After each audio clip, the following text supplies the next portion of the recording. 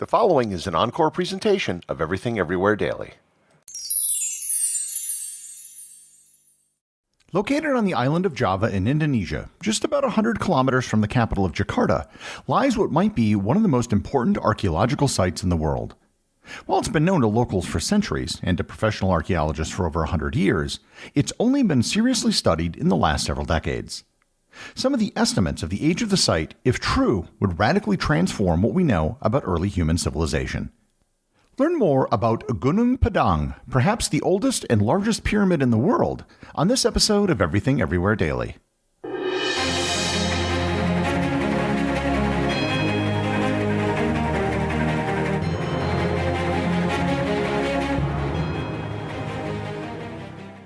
This episode is sponsored by ButcherBox. You've probably heard me talk about how ButcherBox only sells 100% grass-fed, grass-finished beef. But what exactly is that, and why does it matter?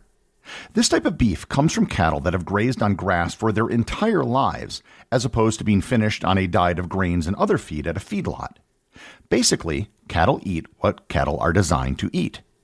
Grass-fed beef tends to have higher levels of omega-3 fatty acids, and grass-fed beef often contains more antioxidants, such as vitamin E.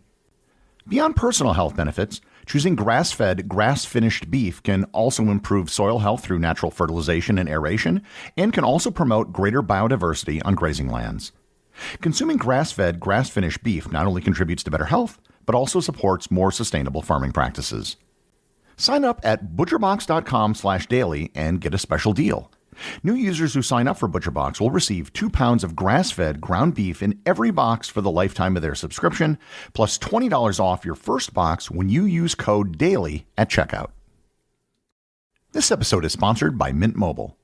After years of fine print contracts and getting ripped off by overpriced wireless providers, if we've learned anything, is that there's always a catch. So when I heard that all Mint Mobile wireless plans are $15 a month when you purchase a 3-month plan, I thought, what's the catch? Well, there isn't one. Mint Mobile's secret sauce is that they sell wireless services online. They don't have retail stores or salespeople. I recently moved my phone to Mint Mobile, and it was super easy. I didn't have to go to a store, and here's the best part. I'm using the exact same cell towers and network that I was using before, along with the exact same phone and same phone number. To get this new customer offer and your new 3-month unlimited wireless plan for just $15 a month, go to mintmobile.com/EED. That's mintmobile.com/EED. Cut your wireless bills to $15 a month at mintmobile.com/EED. $45 upfront payment required, equivalent to $15 a month. New customers on first 3-month plan only. Speed slower above 40 gigabits on unlimited plan. Additional tax, fees, and restrictions apply. See Mint Mobile for details. Oftentimes, when I do an episode about a famous location around the world, I'm able to throw in some sort of personal anecdote about my travels there. In the case of Gunung Padang, I don't have any. And it isn't because I haven't been to Indonesia. I have. I've been to Jakarta, and I could have easily visited Gunung Padang on a day trip if I had so desired. The problem is that I had no clue that Gunung Padang existed until several years after my trip to Jakarta. I'm guessing that many of you are probably in the same boat. Either your awareness of Gunung Padang came recently, or you've never heard of it at all until now. So, unlike other noteworthy archaeological sites around the world, it's probably worth giving a brief explanation of what Gunung Padang exactly is. Gunung Padang is a structure situated on a hill that consists of 5 different terraces built on top of each other. Each terrace has retaining walls which are made out of stones of long columns of volcanic rock. These terraces give the structure an appearance closer to that of a ziggurat like those found in Mesopotamia. On top of everything are littered thousands of hexagonal stone columns, similar to those that make up the retaining walls. Many of these are laid out in the shape of a rectangle or a square at the top, indicating that they form the outline of a building or a structure of some sort. The entire structure is 110 meters or 360 feet tall. It's sloped at an approximately 45-degree angle, and there are 370 steps that will take you all the way to the top. The name Gunung Padang means mountain meadow or alternatively mountain field in Sundanese. For everything I just said, I have to qualify it with maybe. The reason for the qualification is that there just may be a whole lot more to the site than what we currently know. More on that in a bit. One of the reasons why Gunung Padang hasn't captured the attention of the world is because, unlike other famous megalithic structures, Gunung Padang is situated in the middle of a thick forest. Trees cover most of the structure, which from a distance makes it look like a naturally occurring hill. It's been dubbed Indonesia's Machu Picchu. Gunung Padang has been known to the people who live in the area for centuries, but it wasn't a site that was regularly visited, given its location. Many locals probably didn't even know exactly where it was located, as it wasn't a place that was high on their priority list. According to Sundanese tradition, the Sundanese being the native people who live in Western Java, the structure was built by King Siliwangi in a single evening. King Siliwangi was a legendary Hindu king who ruled prior to the arrival of Islam in Indonesia. He had a status similar to that of King Arthur in England. It's doubtful he actually existed, but he may have been modeled after one or more actual rulers. The earliest written reference to it occurred back in 1891, when Indonesia was still a Dutch colony. It was referenced in a history book of Java and mentions a single visit made by a man the year prior known only as Mr. de Court. Despite the fact that the site was known, almost nothing was actually known about it. It was subsequently forgotten until 1979 when some local farmers rediscovered it. With its rediscovery, it immediately came to the attention of antiquities and archaeology authorities in Indonesia. Initial research was conducted in the 1980s, and in some very limited digs, they managed to find evidence of pottery and other small artifacts. The initial dating of the pottery found at the site put it somewhere between 45 BC and the year 22, or about 2,000 years old. However, the pottery discovered at the site only puts a ceiling on the age of the site, not a floor.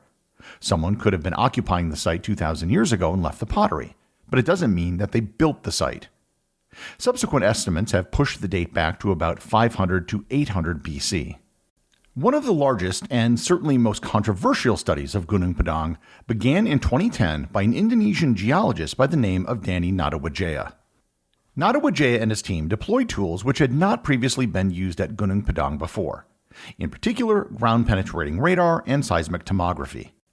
Here I should note that Nadawijaya is an accomplished geologist. He's one of the best seismologists studying the Indonesian archipelago and a graduate of Caltech.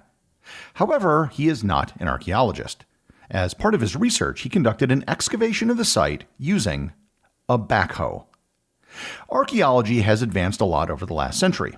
Many of the archaeological digs conducted in the 19th century were extremely destructive. Since then, standard archaeology techniques involve taking a very slow and methodological approach to digging up artifacts. If you've ever been witness to an actual dig, you'll notice how archaeologists will painstakingly use brushes and dental picks to carefully remove objects so they aren't damaged. And they also don't want to miss something which, even though small, could be extremely important. The only thing worse than using a backhoe in the world of archaeology would probably be dynamite. The excavation immediately caused an uproar around the world and the archaeological community. The excavation ended soon after it began in 2014. However, as bad as the dig was in terms of archaeological best practices, it did discover many things. Coins were found that were claimed to have been dated back about 5,000 years. They eventually stopped digging when they hit a layer made of sand. The biggest controversy occurred when Nadawijaya and his team released their findings. They didn't actually release them in a formal academic paper, which is how almost all research is made public. Nadawijaya released his data in a report to the government and then in a poster which was displayed at the 2018 meeting of the American Geophysical Union. The conclusions that they reached were startling and have the potential to upend everything we know about early human civilization. Just a few minutes ago, when I was describing Gunung Padang, I used the word maybe. That's because this giant complex built on a hill may in fact not be built on a hill, or at least not built on a hill as large as we think it is. According to Nadawijaya, what we can see is simply the top layer of a multi-layer structure. The various layers were built on top of each other over an extended period of time. The top layer, he believes, is about 3,500 years old. Below that is another layer which is built of similar basalt columns which can be seen on the surface. These basalt columns, the researcher claims, are held together with a mortar made of clay, iron, and silica. This second layer is about 8,000 years old. The third and bottom layer may have caverns or other hollow spaces, and this layer may be between 9,500 to 28,000 years old. These last two claims about the age of the second and third layers would shatter our notions of early human civilization if true. For the longest time, archaeologists thought that civilizations and megalithic structures only began about 6,000 years ago. If you remember back to my episode on Göbekli Tepe in Turkey, that has been dated back 11,000 years. The discovering and dating of Göbekli Tepe completely rewrote what we knew about ancient people, and it even took a while for everyone to accept it. What's being claimed about Gunung Padang would be even more revolutionary if it was true. Now, needless to say, there has been a great deal of skepticism about this claim. For starters, the research team still hasn't published anything or made all of their findings public. Second, if you're going to make extraordinary claims, like human civilization is twice as old as we think it is, you need extraordinary evidence. Right now, there isn't anything which can prove this theory beyond a reasonable doubt. Third, there isn't any sort of corroborating evidence anywhere else. No archaeological digs in the area have found anything which would indicate a culture that was capable of creating such structures so early. Finally, politics might be coming into play. The funding for the project was from the Indonesian government, and the results of the research were first given to the government. If the findings are true, then it means that Gunung Padang would be both the oldest and largest pyramid in the world, bigger than the Great Pyramid of Giza in Egypt. It would be a huge coup for Indonesia, both in terms of international prestige and tourism revenue. The vast majority of mainstream archaeologists have been very skeptical of the claims made by Nadejawea. Other alternative and pseudo-archaeologists have embraced the theory as it supports many of their preconceived notions for when civilization began. What we can say for certain right now is that there has been very little research conducted at Gunung Padang since its rediscovery in 1979. If the claims of Daniel Nadejawea are true, then proving them will require a lot more evidence than what we currently have. And it will require excavations using much better techniques than what they used. What pretty much everyone can agree on is that Gunung Padang is a very special place that is deserving of more study. As it currently stands, Gunung Padang is pretty much still a giant mystery. We don't know who built it, we don't know when it was built, and we really don't even know how big it truly is. Hopefully, more funding and attention will be spent at the site over the next several decades to help answer many of the outstanding questions which surround Gunung Padang. The executive producer of Everything Everywhere Daily is Charles Daniel. The associate producers are Benji Long and Cameron Kiefer. I want to give a big shout out to everyone who supports the show over on Patreon, including the show's producers. Your support helps me put out a show every single day. And also, Patreon is currently the only place where Everything Everywhere Daily merchandise is available to the top tier of supporters. If you'd like to talk to other listeners of the show and members of the Completionist Club, you can join the Everything Everywhere Daily Facebook group or Discord server. Links to everything are in the show notes.